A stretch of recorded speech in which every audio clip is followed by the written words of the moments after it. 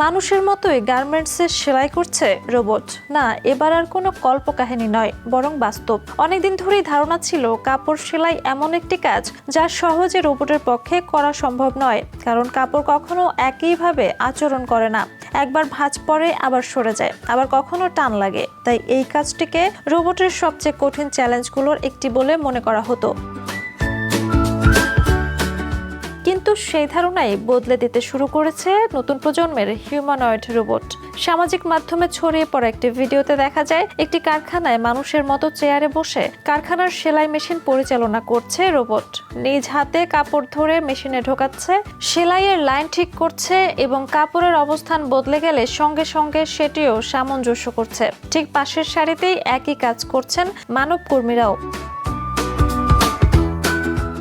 প্রযুক্তি বিশেষজ্ঞদের মতে বক্স তোলা, পণ্য সরানো কিংবা নির্দিষ্ট জায়গায় বস্তু রাখা রোবটের জন্য তুলনামূলক সহজ, কিন্তু কাপড়ের মতো নমনীয় উপাদান দিয়ে কাজ করা সম্পূর্ণ ভিন্ন বিষয়। কারণ প্রতিটি কাপড়ের আচরণ আলাদা, ফলে প্রতিবারই নতুনভাবে সিদ্ধান্ত নিতে হয়। এই কারণেই সেলাইকে দীর্ঘদিন ধরে রোবোটিক্সের অন্যতম ওপেন প্রবলেম হিসেবে বিবেচনা করা হয়েছে। বিশ্লেষকদের মতে যদি আগামী কয়েক বছরে এই প্রযুক্তি আরো 2-1 ধাপ উন্নত হয়, তাহলে এই প্রশ্নটি আর থাকবে না।